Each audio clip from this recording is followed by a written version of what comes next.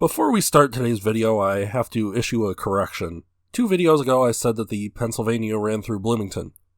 At one time in Bloomington, the Illinois Central and Pennsylvania both had lines in addition to the nickel plate in Alton, but both the IC and Pennsylvania lines were abandoned and converted to trails.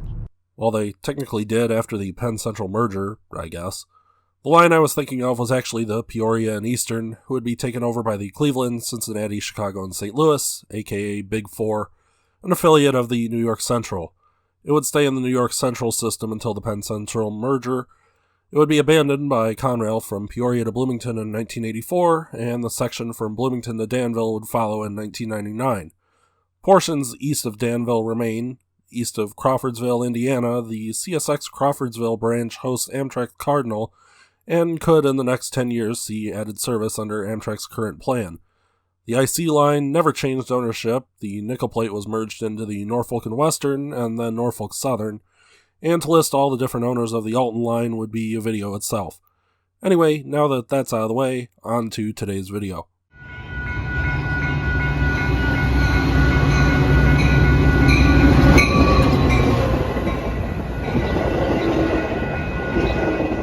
I call today's video Almost because it's a story of 2 successes and 2 sort of successes.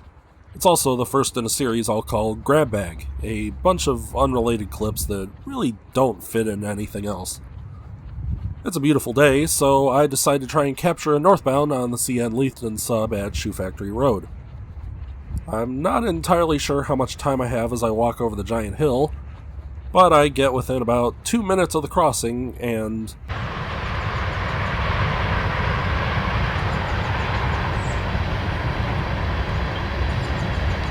there isn't a whole lot to say about this one, except the unpainted DPU in the middle is a nice touch.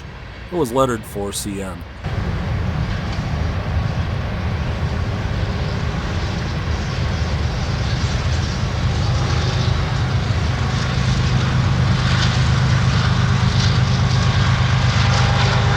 Defeated but determined, I headed out to scope out locations for future videos and ended up here at Bartlett. Milepost 30.1 on the CP Elgin Sub. I have time to kill and see that inbound 2236 is due in a little while, so I set up on the platform. Fortunately, this trip was more successful. 2236 even is carrying the Milwaukee Road Heritage unit, although it would have been cooler to catch it in pull mode.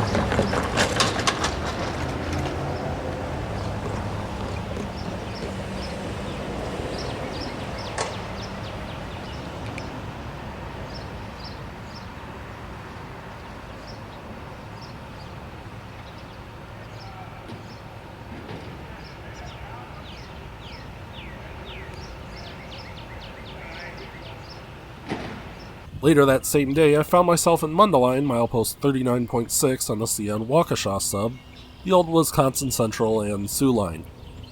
I see on ATCS monitor a freight coming off the Leithton Sub and decide to try and catch it.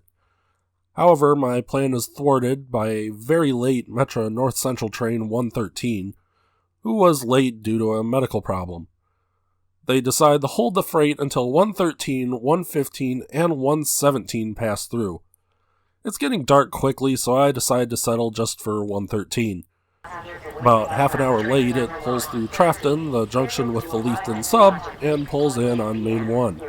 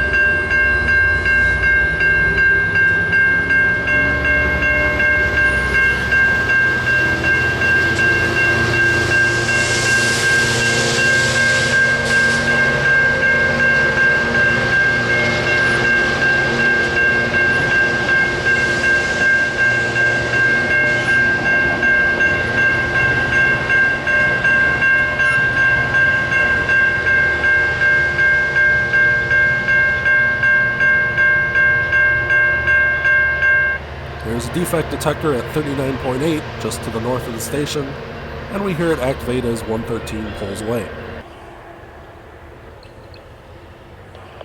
CN detector, mile 39.8.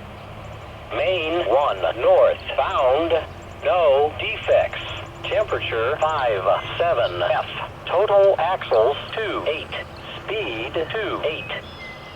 Detector out. Fast forward about a week.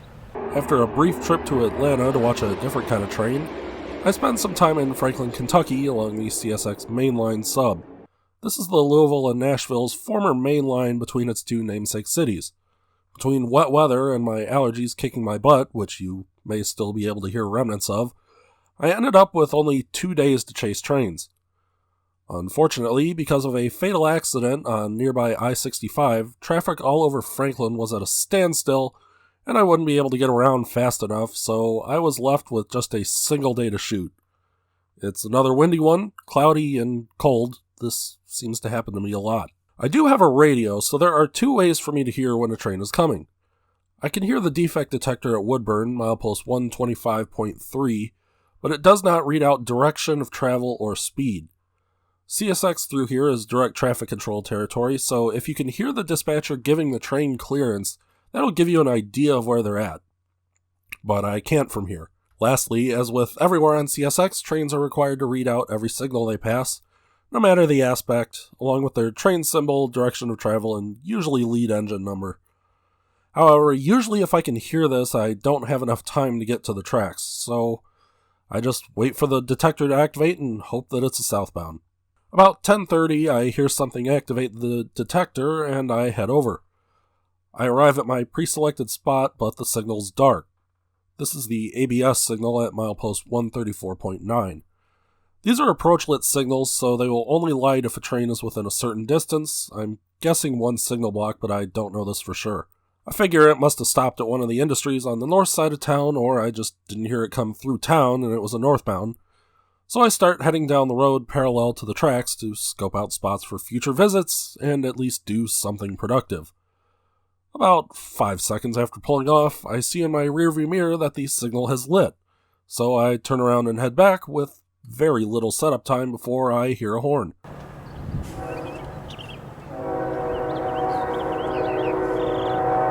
It's CSX Q575, a daily Cincinnati, Ohio to Nashville, Tennessee manifest, led by ES44AC-H number 3039. I didn't have enough time to get the shot framed how I wanted to. I basically had time to set the white balance and hit record. Clear 134, 5757.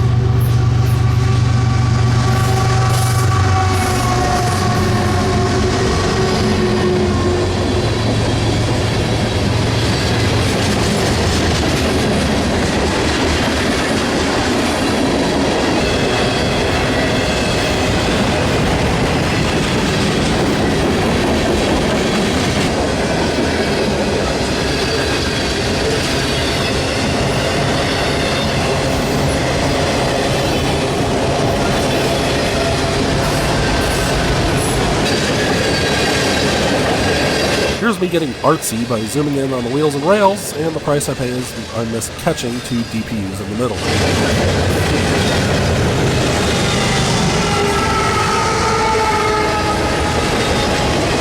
I didn't catch a length on it, but this train is a monster, well over a mile and likely closer to 2.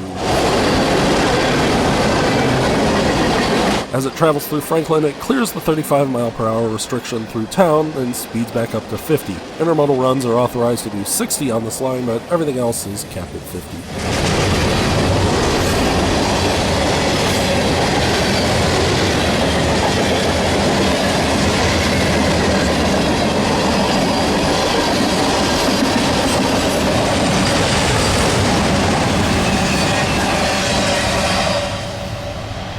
Sometimes things just don't go as you plan, but that's how it goes sometimes, and when, not if, it happens again, you'll see another one of these grab bag videos.